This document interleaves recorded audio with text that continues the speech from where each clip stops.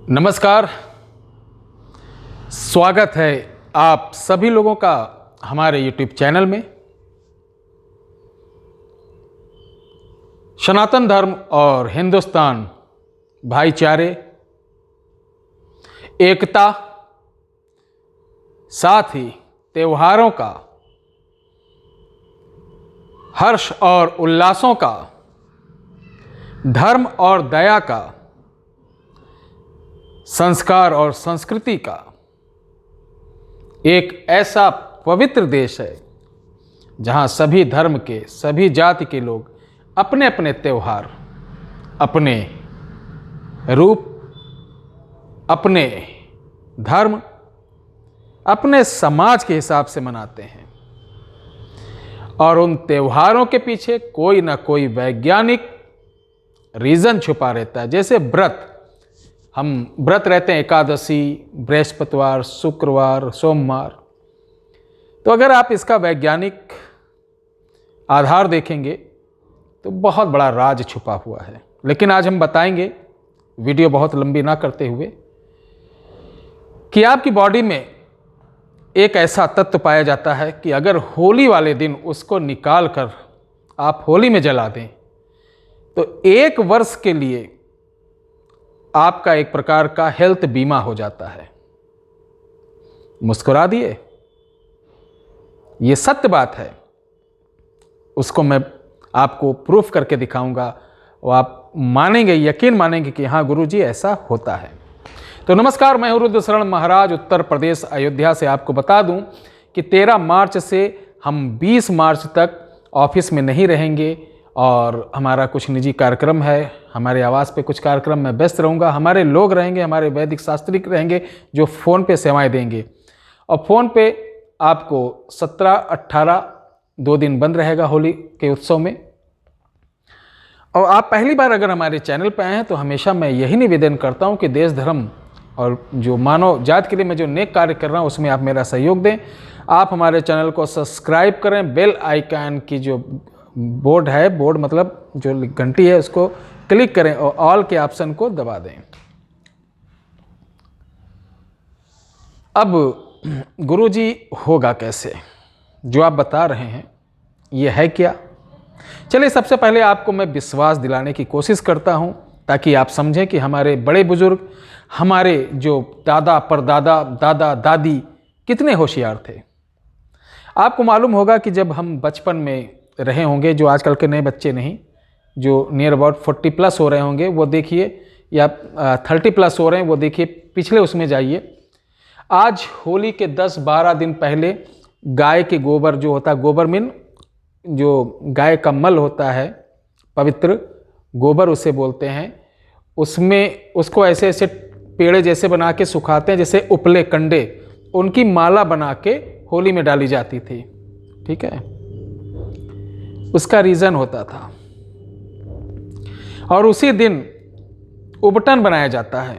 उबटन सरसों का मोथा सब कुछ डाल के जिसका जैसा बन पाता है, कोई आटे का भी उबटन, कोई सरसों का, यानी किसी प्रकार का उबटन हो, उस दिन बॉडी पे लगाते हैं लोग। और उबटन का जो मैल गिरता है वो चटाई पे या पॉलीथिन बिछा के करते हैं, उसको पिंडी रूप बना के ऐसे उसको भी होलिका में डालते हैं कि नहीं? आपको याद होगा, अगर आपके साथ ऐसा नहीं हो रहा या आपके घर में ऐसे नहीं हो रहा तो आप आपके यहाँ कोई बुजुर्ग हो, उनसे पूछिए, वो बता देंगे। तो इन दोनों के पीछे एक वैज्ञानिक रीज़न है। तो आज जो मैं बताने जा रहा हूँ वो यही है कि आपकी बॉडी में क्या ऐसी चीज़ है।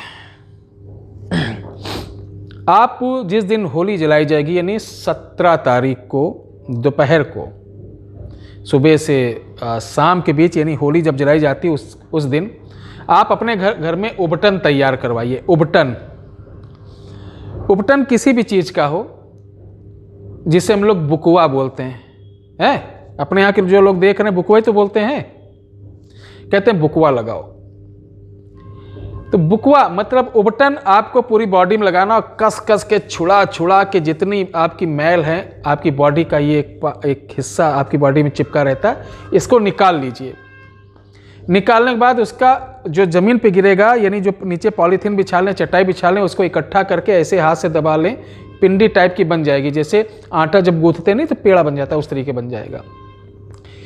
यही महत्वपूर्ण चीज़ है, ठीक है।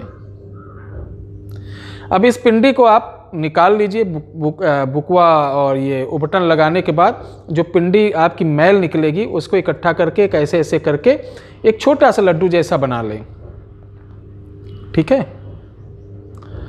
और उसको आपको पान के पत्ते के ऊपर रखना है। जब होलिका जलने लगे वहाँ जाना, पान के पत्ते के ऊपर रख के, कुछ नहीं करना है।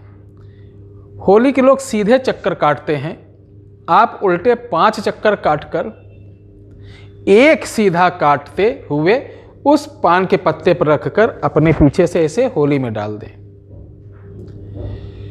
वो चीज जब जलेगी, आपको वहीं रहना है। जब जल जाएगी 2 से 3 मिनट लगेगा, वो उसके अंदर जलकर खाक हो जाती है। तब होलिका को प्रणाम करके आप घर चले आइए। ये छोटा सा उपाय आपको जानते हो क्या क्या फायदा देगा।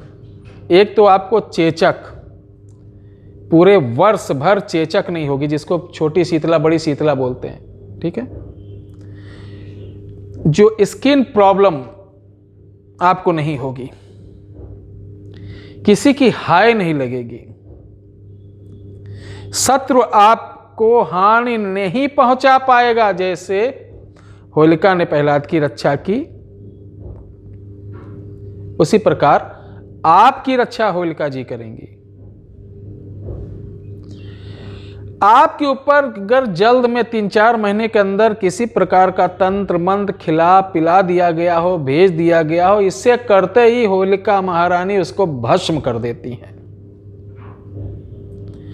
आप 3 महीने के अंदर कहीं रास्ते में कुछ पा गए हो, नांग गए हो, क्रॉस कर गए हो, या आपके साथ कोई नकारात्मक शक्ति चली आई हो, वो उसी समय क्षय हो जाता है उसका। आपके घर में किसी प्रकार की अकाल मृत्यु नहीं होगी।